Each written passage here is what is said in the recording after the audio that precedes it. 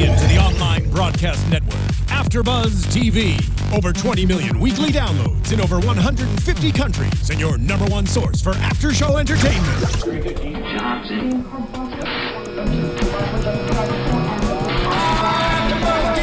AFTERBUZZ TV, the destination for TV superfans. Producing aftershows for over 300 of your favorite TV shows. Interviewing celebrities and showrunners. And bringing you behind-the-scenes exclusives. All thanks to E! Entertainment's Maria Menounos, producer Kevin Undergaro, and internet leader Akamai.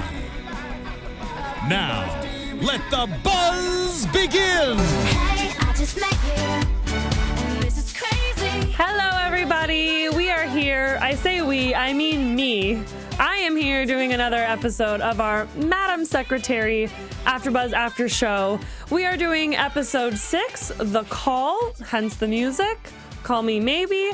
I feel like in this episode, there, was the call that maybe somebody didn't want to get, considering, we had Laurent. He was a professor of Henry's, come into play this episode and kind of play a big part in more ways than one, because we get to see the family a little bit and how, dad got his only B from this professor and they have dinner together and it's wonderful until mom, Bess is basically ambushed because he wants help. Laurent wants help, and Henry kind of knows he's not just here for this friendly family dinner, let's catch up, old professor kind of a thing. And so she kind of gets stuck between a rock and a hard place yet again, because we obviously see, this is a family friend, and regardless of whether or not he doesn't want special treatment, he said, for his particular family members that he mentioned, and he pulls the photograph out, but he has to he wants to address the fact that people's lives are in jeopardy. And so he brings this to Madam Secretary's attention, as you all know, and she's kind of stuck trying to figure out the way to approach this, because she knows, there are no vital assets, or there's nothing in the Republic of West Africa that we really need to protect as far as minerals or resources go. We're not doing big trades with them, yet thousands of lives are at stake, and that's not something that as Americans, as a person, she can just ignore. She goes to the president, she pitches this idea to him, wants to try to get France involved, as well as the African Union, the UN, and, nobody's interested. The ambassador from the Republic of West Africa basically denies everything going on with this particular instance, and it kind of comes back to bite him in the butt, we see a little bit later, because the whole office, her chief of staff, etc., they're all working on this first speech, which we kind of saw in the previews from last week, that, she gives this speech, her first big speech as Madam Secretary, which kind of seems a little bit like it's been a little bit too long of a time for her to have gone as Madam Secretary, and being in this position, and with all of the different things that she's done, that she wouldn't have already given a big speech by now, but for whatever reason she hasn't. This is her first one. She wants it to sound like her. She doesn't want it to have all of those politically correct, wordings as far as polished and refined and just sort of stuck in, I would say, speechwriter talk. She wants it to be more something she actually cares about, something she can stand behind, something that actually says something. So, of course, timing is everything, and she has that dinner with Laurent, the pastor, the night, or, a couple nights before this speech is given. And so in the speech, because the president has said no and deny from their ambassador in West Africa, she decides to use the speech to go off book, which her office freaks out about, and basically say in front of everybody that this village, it's like St. Judas, I don't remember how they were saying it exactly, but the junta group in West Africa was going to go in and basically obliterate this area because they aren't living correctly, and that they're not living by the way that the government in West Africa wants them to live. And so it's not that they're doing a genocide or, something in their eyes. we're just disciplining our people, and they don't like discipline. They just whine. And yeah, 50,000 people being killed because they're educated and they have rights for women and they're trying to modernize and make themselves better is not exactly what I would consider a need for discipline. And obviously, Madam Secretary didn't think so either, because this call to action came in the speech. We see instantly, and I thought it was interesting, so we see instantly that the French representative in the room when she gave the speech comes straight to her. I was very impressed by the speech, but I love that it was a woman. You guys, you tell me what you thought, because I love that it was a woman, considering the reasons why, you know, this part of West Africa is kind of being gotten at, or kind of having this persecution come at them, and this threat of being obliterated come at them because of education for women and women's rights, you know. And now here's these two women in politics that actually have an ability to maybe help make better change and help keep all of these people in this village safe. And it's women doing this. And so, you know, France offers air support as long as the United States gets involved. So then they're able to get the African Union to get involved, and their forces are going to be on the ground. And so, you know, now we can get our troops involved because everybody's kind of in on this together. And Jackson was ticked. I remember it said, "I've been getting testy texts all day from Mr. Russell Jackson," and she gets summoned to the White House, which is a pretty big deal. I mean, she's been there. She's met with the president. She obviously is friends with him because that's how she got the job. He wanted to bring her into office as somebody on his team, and she gets summoned there. And I'm pretty sure she thought she was getting fired, and she didn't. You know, as you saw, we don't see her get fired. We actually see that the speech worked, that because of all the support, she's going to be able to move forward. They're going to be able to go in and hopefully rescue these people's lives. And then Jackson is ticked because he wanted to go in and fire her. You know, he even said to her face, which really bothered me, because even if it's true, and even if both Madam Secretary and Jackson, as Chief of Staff for the President, both know it's true and both know we don't like each other, we don't want to work together. I wish you weren't replacing Vincent Marsh ever since he was, you know, well, I was going to say passed away. Well, he did pass away, you know, was killed, as they're thinking now is what happened. So ever since that, you know, we have these people that don't get along, and he just wants her out. Although I don't know, it's kind of like the devil you know is better than the devil you don't, because who knows, he could get somebody far worse in that position to deal with than her. But at any rate, she's not fired. We didn't think she was going to get fired. I didn't think she was going to get fired, obviously, because the show is Madam Secretary. But I didn't like that he said that. I felt like it showed a lack of professionalism, and it almost to me makes it seem like he could be fired, and that, you know, if anybody's going to go, it's going to be him, because he kind of reminds me sometimes of the guy who was supposed to do the negotiations with Iran in last week's episode, who ended up getting fired because he just completely followed his own agenda and his own opinion and didn't listen. And I feel like Jackson could get to like a breaking point with her and do that and just kind of go against what he ought to do significantly enough that it pulls him out of the game. But who knows? I mean, the opposite could also happen, where something could happen and she really gets his back on it, and then it kind of merges them and they become more of a solidified team, which I also think would be good to see. And I think we're finally starting to see that on, you know, Madam Secretary's team. We see Blake doing a great job getting information, a horrible job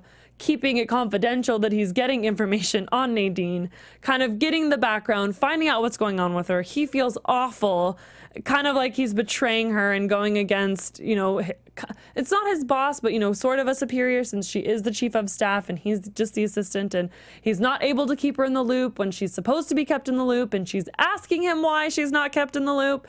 So it's really fun to kind of see now he's done all this research and she's found, you know, Madam Secretary has found out the worst of it, or, you know, from what we see, it looks like she's done investigating Nadine. Nadine has passed the test. All of the questions are off the table, but she let Nadine know that she'd gone through this process and that she was now on the team. And I think that that kind of gives both of them a little bit of a bond, whether they like it or not, because now Nadine knows, you know, I know what you've done, or sorry, no, Madam Secretary knows about Nadine. I know what you've done, and I'm keeping you anyway. And now Nadine also knows that, you know, all the skeletons are out, yet she's being kept on the team.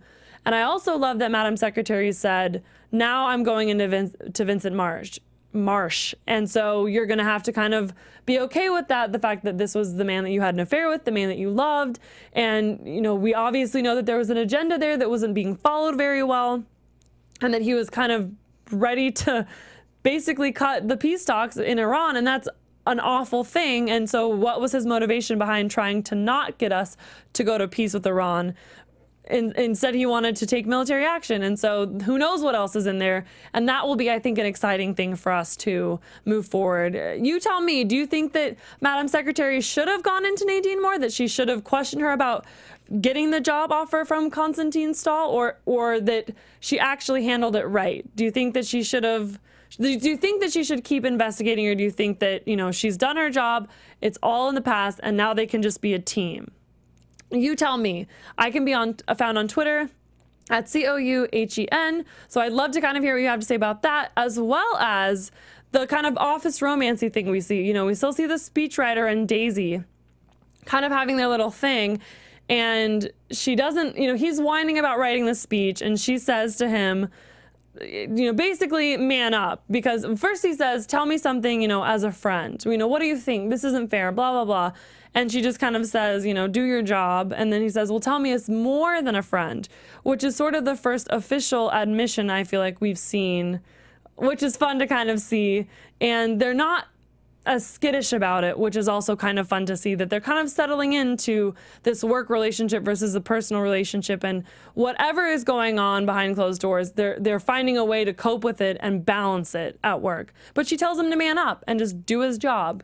And I kind of appreciated that, because, you know, I don't think whining is sexy in a man, and clearly Daisy doesn't think so either. And I love that she's actually willing to vocalize it up front when he asks, because otherwise that kind of stuff can boil up, and it's not something that's very fun to have to deal with kind of in the heat of the moment, when the man or the woman that's been festering all of these feelings kind of boils over and reaches the breaking point. So I kind of like seeing that they're kind of keeping it even keeled, and obviously it's never going to feel good to have that criticism come your way, but I think he also handled it really well.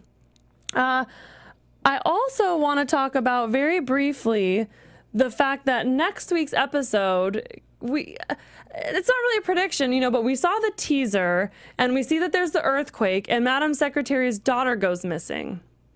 And we don't know which daughter at this point. It looks like they were all at a dinner.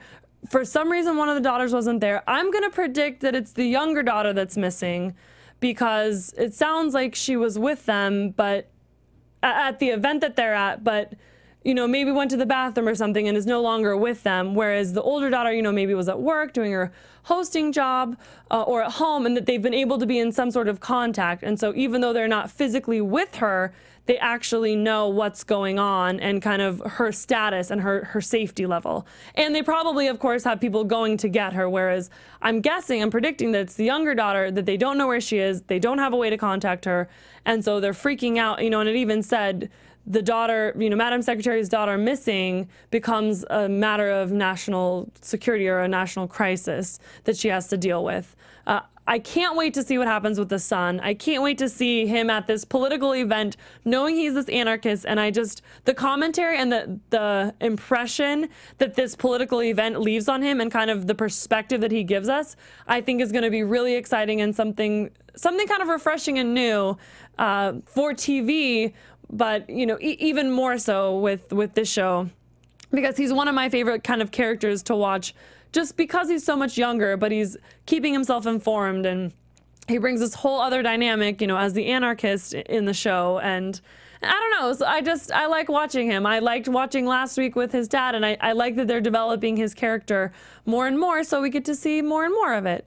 So I guess the last thing I want to say is about the drug deal, and how Madam Secretary, of course, we see kind of tied the president to a drug dealer because of what happened with Laurent, and the way that they were able to work the backdoor deal to get the peace and to get the village saved, because as you all know, of course, that happened. We didn't see people's lives taken. The juntas weren't able to take over, because oddly enough, this pastor who ties the president to drugs because he's the one that gave them the insight on this whole situation, has also been getting people out and saving people's lives, doing God's work.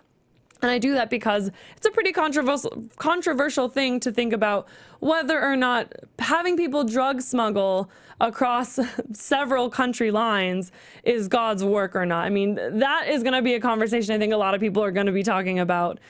Again, with that, tell me what you guys think. You know, is he doing the Lord's work because he is saving lives? Is it just the only way, the opportunity he was given? Or is there a line and he crossed it, and it's only because of that and because he was able to then save their lives through this weird, I have the warlords or the drug lords on speed dial on my cell phone so we can make this deal happen, kind of a saving grace of his. It's interesting because I also think that Madam Secretary has some pretty weird connections, and for me, I want to see a little bit more of a struggle, I guess. Everything seems to be working out perfectly because, you know, she knows this guy or that guy, or this person told her this information, like in this episode. Laurent came and gives her the information that puts this whole entire situation on the map, and then gets her into trouble because he's a drug smuggler, but then gets her out of the trouble because he knows the drug lords and is able to get her out of it. So it'll be interesting to see a situation where she truly has no more options and she's not able to kind of move forward through a back door or through kind of like the regular course of action, and she just kind of has to face either a failure or and kind of fall on her face. I mean, I don't know. You tell me what you think. If you like the way that that's going, and it's always going to be this way where she always finds a way to come through because she is a dedicated person and she is definitely determined to get what she wants and to make the deals happen that need to happen. Or would you like to see kind of how she handles that conflict of truly not being able to make it happen, not being able to kind of succeed in every capacity, and how she struggles with that conflict.